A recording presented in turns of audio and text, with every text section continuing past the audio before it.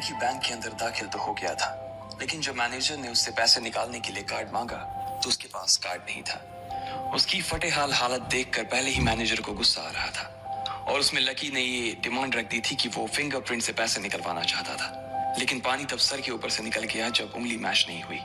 Manager ने phone निकाला और पुलिस को फोन लगाने लगा। अरे अरे ये क्या कर रहे हो?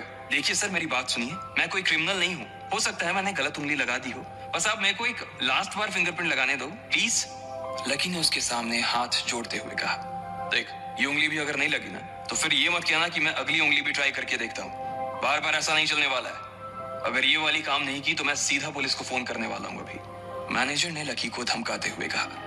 उसने अपने एक हाथ में मशीन और दूसरे हाथ में मोबाइल फोन पकड़ा हुआ था। उसने अपने स्क्रीन पर पुलिस का नंबर खोल रखा था और उसका अंगूठा हरे बटन पर ही टिका हुआ था। इधर लकी ने अपने सीधे हाथ की उंगली को अपने पैंट से साफ किया और भगवान का नाम लेकर उसे उस मशीन पर लगा दिया। जैसे ही उसकी उंगली उस मशीन पर पड़ी, अब की बार फिर मशीन से एक आवाज आई और वो चमक कर हरी हो उठी। तभी मैनेजर के मोबाइल पर एक मैसेज आया। मैनेजर ने उस मैसेज को पढ़ना शुरू किया। Verification successful. खाता एक, नाम लक्ष्मण लाल अग्रवाल, खाता नंबर 01104। जैसे ही मैनेजर ने इस मैसेज को देखा, उसकी आंखें फटी की फटी रह गई थी। उस मशीन पर चमकती लाइट को देखते हुए लकी की आंखें भी चमक आई थी। लकी उस हरी बत्ती को देखते ही झूम उठा था और फिर उसने मैनेजर को घूर कर देखा। उसके दिमाग में वो सारी बातें चल रही थी जो मैनेजर उसे अभी थोड़ी देर पहले सुना रहा था। इधर मैनेजर ने उसके आगे हाथ जोड़े और खिसिया कर हंसते हुए कहा, लक्ष्मण सर, प्लीज मुझे मुझे माफ कर देना सर। मैं इस ब्रांच में नया नया आया हूँ और इसलिए मुझे मालूम नहीं था कि आप कौन हो। मैं इस ब्रांच का कस्टमर मैनेजर शशिकांत वर्मा हूँ। प्लीज आगे भी मेरा ध्यान रखना सर, प्लीज। Sorry sir.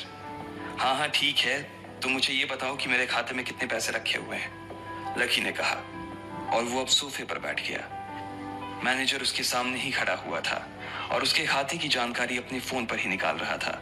उसने अपने फोन पर इधर उधर कुछ उंगलियां चलाई और बोला, हो गया सर, आपके खाते में इस वक्त 90,80,70,650 रुपए रखे हुए हैं सर।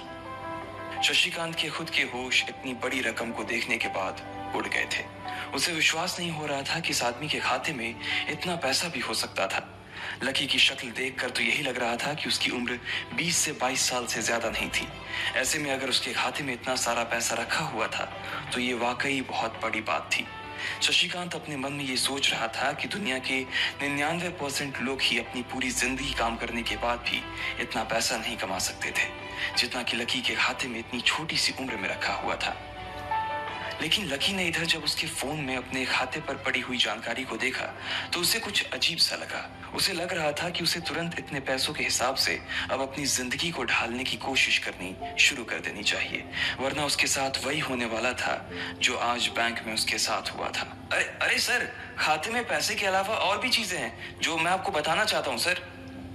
मैनेजर ने फिर से अपनी फोन पर उंगलियां फिराई और बोला, सर एक तो आपके खाते में एक फरारी जुड़ी हुई दिखा रहा है सर।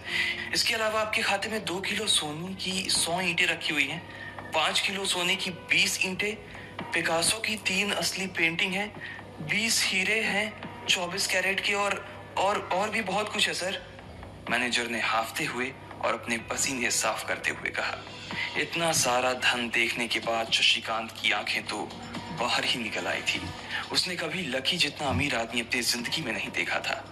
जितना पैसा और सोना और जायदाद उसके पास था, उसका 10% भी इस ब्रांच में किसी और के पास नहीं था। ठीक है, चलो मुझे एक कार्ड दे दो तुम, लकी ने अपने दोनों हाथों को अपने सिर के पीछे रखते हुए कहा। जी जी सर, मैं अभी आपके लिए एक नया कार्ड बनवा देता हूँ सर, मुझे बस 10 मिनट दीजिए सर, बस 10 मिनट, शशिकांत ने कहा और फिर लकी के सामने ही निकल गया। जितनी देर में लकी ने अपने फोन पर फिर से उस मैसेज को खोलकर देखा, उतनी ही देर में मैनेजर उसके लिए एक चमकता हुआ सुप्रीम कार्ड लेकर उसके सामने आ गया था। लेकिन उस कार्ड को देखने के बाद ना जाने क्यों मैनेजर को ऐसा लग रहा था कि ये कार्ड लकी की संपत्ति के आगे कुछ भी नहीं था। फिर भी मैनेजर इसमें कुछ नहीं कर सकता था क्योंकि वो जानता था कि उसके पास इस ब्रांच में इससे बड़ा और कोई कार्ड नहीं था। इसलिए फिलहाल वो लकी को यही दे सकता था। उसने उस कार्ड पर लकी का पूरा नाम लक्ष्मण लाल अग्रवाल गुदवा दिया था। लीजिए सर आपका कार्ड, पासवर्ड वगैरह सर आपको ईमेल पे मिल जाएगा। शशिकांत ने मुस्कुराते हुए कहा और वो लकी के सामने हाथ बांधकर खड़ा हो गया। इधर लकी ने उस कार्ड को उलट पलट कर देखा और फिर अपनी जगह से खड़ा होकर वो बाहर निकलने लगा। शशिकांत का मन तो यही कर रहा था कि वो उसे दरवाजे तक छोड़ने जाए, लेकिन उसकी ड्यूटी इसी ऑफिस में थी और वो किसी को बाहर छोड़ने नहीं जा सकता था। फिर भी वो लकी के लिए दरवाजा खोलने के लिए आगे आ गया था। इधर यास्मीन अपने कैबिन में अपना सिर पकड़े हुए बैठी थी। उसे समझ नहीं आ रहा था कि आखिर अंदर चल क्या रहा था। एक पल को तो उसे लगा कि लकी पागल नहीं बल्कि बदमाश था कोई, और उसने शशिकांत को बंदी बना लिया था।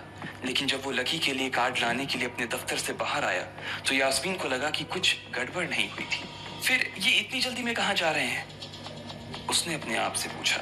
शशिकांत को सुरक्षित देख बैंक के बाकी लोग भी दरवाजे पर से पीछे हट गए थे। वैसे भी उसे देखते ही सब लोग अपनी अपनी जगह पर वापस दौड़े चले जाते थे।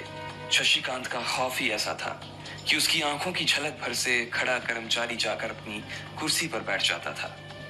लेकिन एक बार शशिकांत के बाहर आने के बाद वो दोबारा बाहर नहीं आया था और ना ही लकी कमरे से बाहर आया था।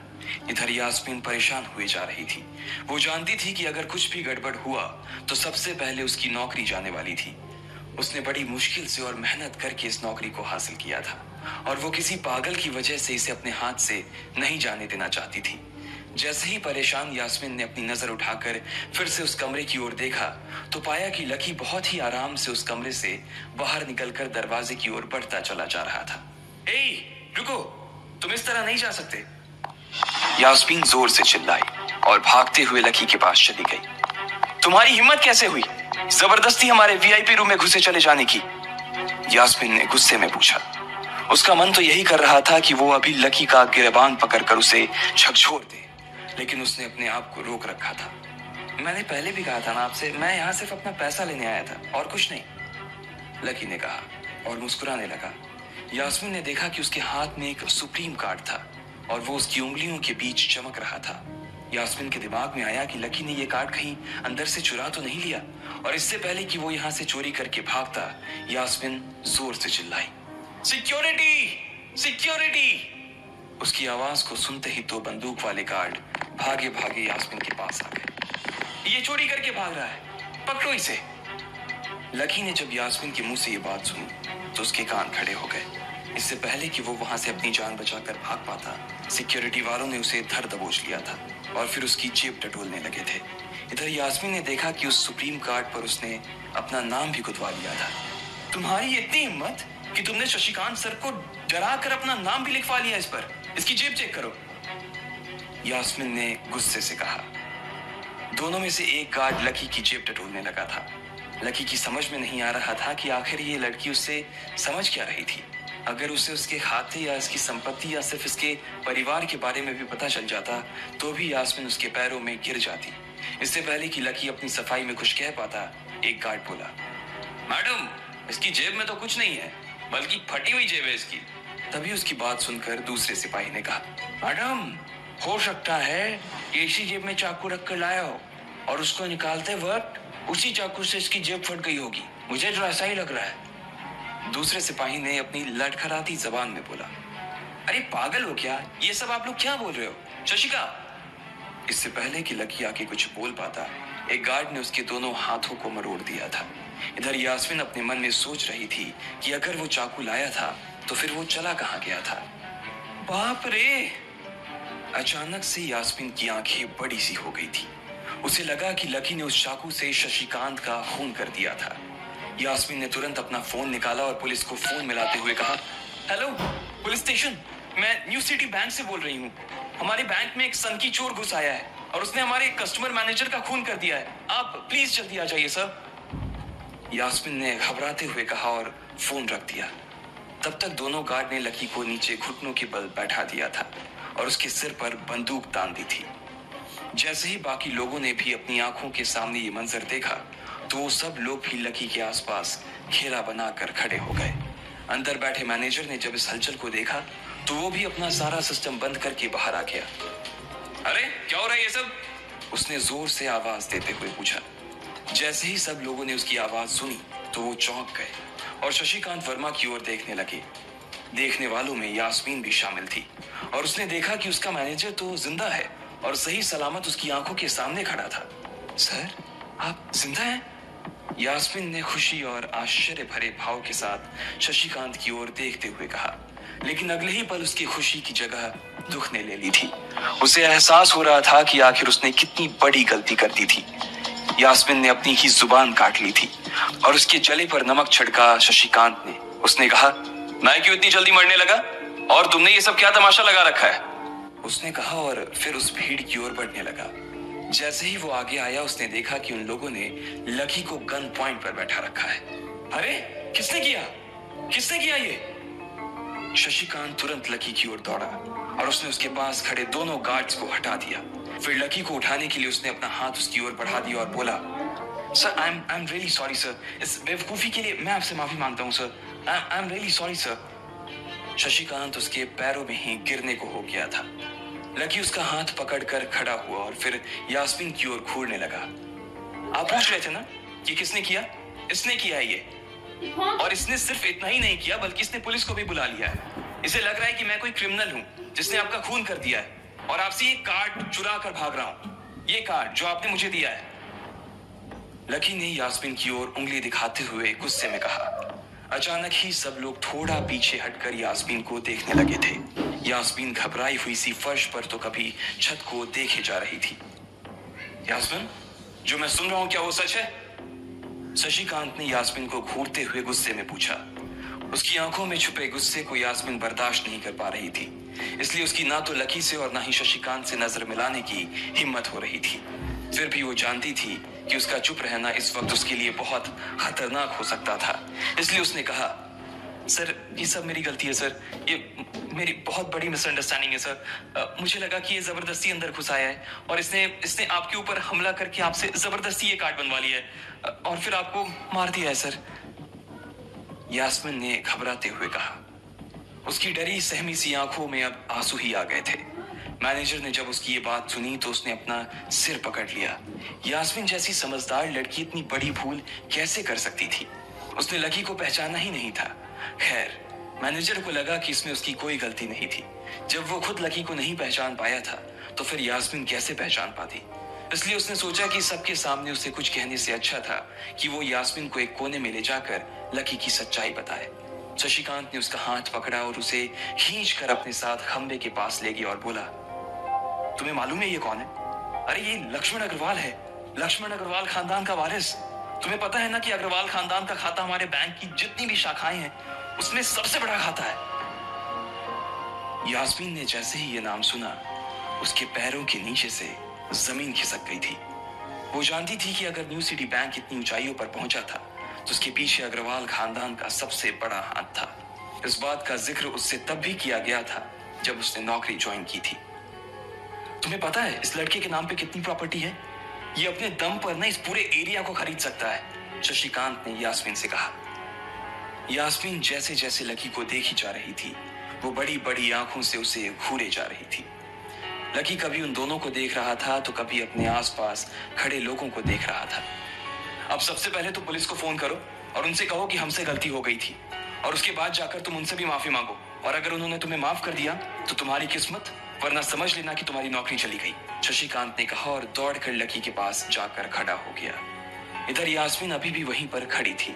अभी अभी जो शशिकांत उसे बता कर गया था वो यास्मीन पचा नहीं पा रही थी।